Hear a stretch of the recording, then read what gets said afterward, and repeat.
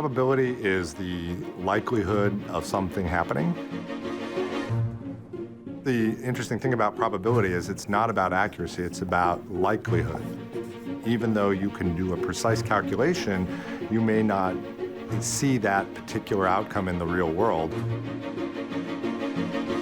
Waking up on Sunday morning in Atlanta, it was maybe wishful thinking to think that I had a chance to win the FedExCup.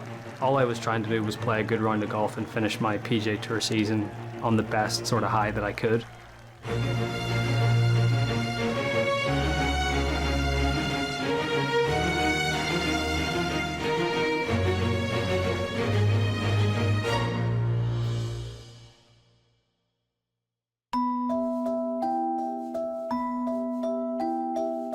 I'm Dr. Lou Lefton. I'm a faculty member in the School of Math at Georgia Tech and an assistant dean in the College of Sciences.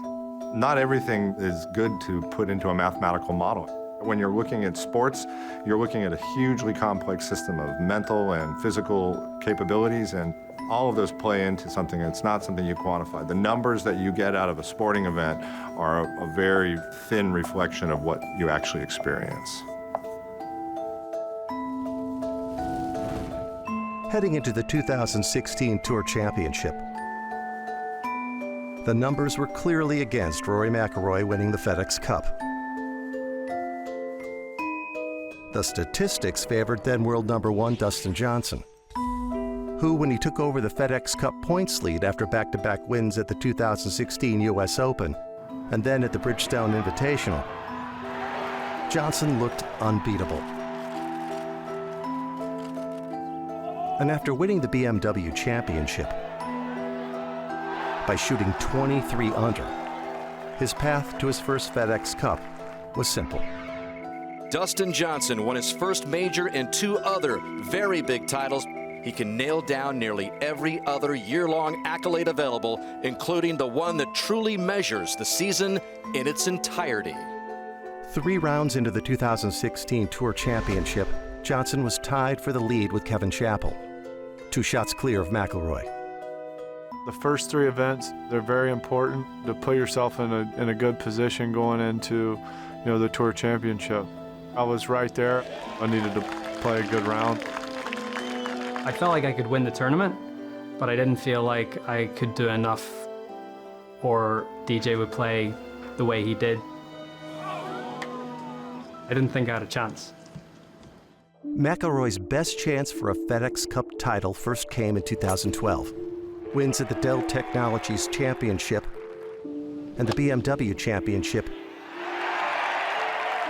gave him the #1 seed heading to Eastlake. But his FedExCup dreams were smashed by Brad Snedeker. The biggest day, the biggest win of his career. In 2014, McIlroy was the #1 seed and was tied for the 54-hole lead. This time, red-hot Billy Horschel ended his chances again. The greatest playoff run we've seen of these playoffs.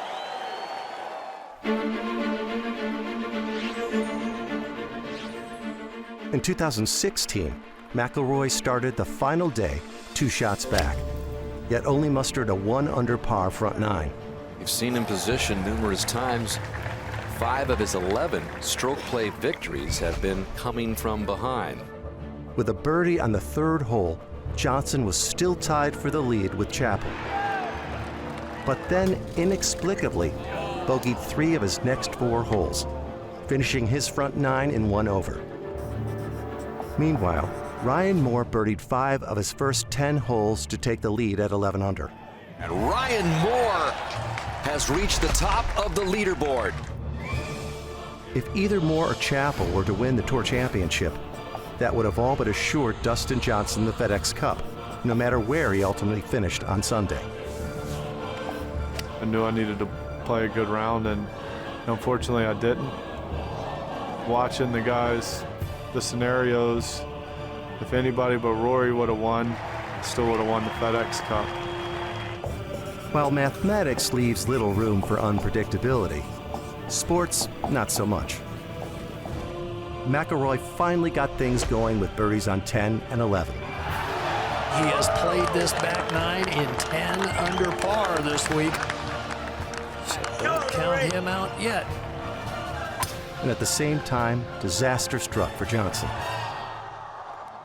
A double bogey at the 12th hole, and he was 3 over for the day. Ouch. It's all coming apart. I can't control what DJ does, but it was pretty apparent that he was having a bad day. Just being able to go out there, freewheel it, and only realizing with maybe 4 or 5 holes to go that, wow, I could actually win the entire thing here. I could win the FedEx Cup, not just the Tour Championship. Things were starting to line up for McIlroy, but Chappell and Moore were throwing a wrench into his FedEx Cup plans. Ryan Moore, Kevin Chappell have that 2-shot lead over Rory McIlroy. Then everything changed in an instant. It wasn't a perfect number. I needed to take a little bit off a pitching wedge. But at that point, it's all systems go. You just have to fire at pins and see what happens. Watch this.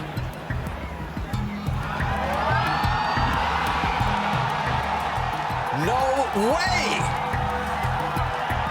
You think he's going to take another look at that leaderboard right now and see where he is? It was the perfect shot at the perfect time. That's why I got so excited, because it felt like I was sort of on the fringes to putting myself right smack bang in contention to win the FedEx Cup. He's got 4 majors and I've never seen a reaction like that. Kevin Chappell came into the final round tied for the lead with Dustin Johnson. And while Johnson struggled, Chappell, who was still looking for his first win on the PGA Tour, thrived. 3 back 9 birdies gave Chappell the lead as he hit his drive on 17. He hasn't drawn a good lie. It's just one of those, you can see the top of the ball looking straight down at it. It's just grass all nestled around it, ball sitting down. This 2.5-inch Bermuda rough, and the way it's been cut, the ball sinks to the bottom. The difficult lie and subsequent bogey left Chappell tied with Ryan Moore and 1 ahead of McIlroy as they both played the final hole.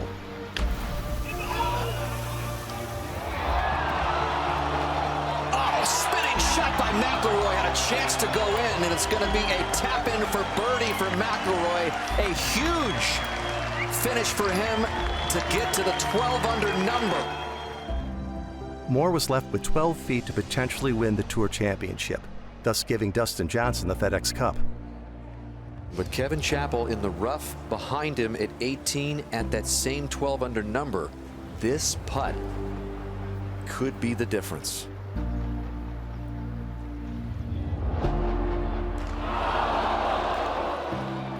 Moore settles for par. Could have eliminated McIlroy if Moore would have made that birdie, but McIlroy still hanging in there. And after Chappell parred 18, he joined McIlroy and Moore in a playoff. So once again, here are the scenarios. If Chappell wins the Tour Championship, Dustin Johnson wins it.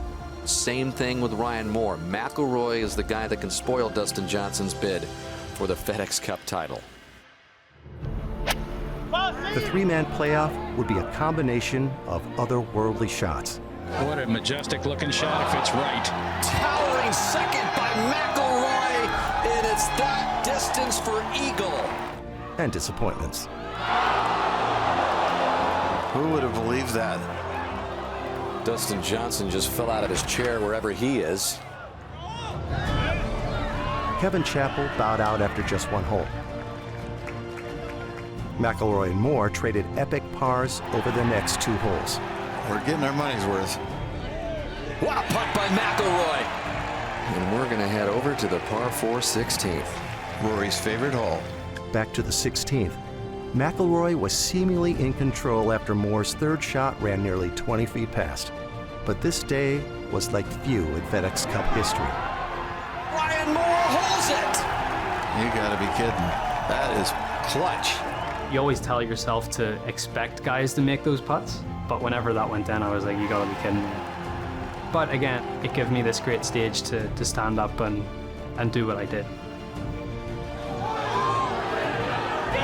And this time, the 3rd time's a charm, and Rory McIlroy McIlroy wins the Tour Championship and the FedEx Cup.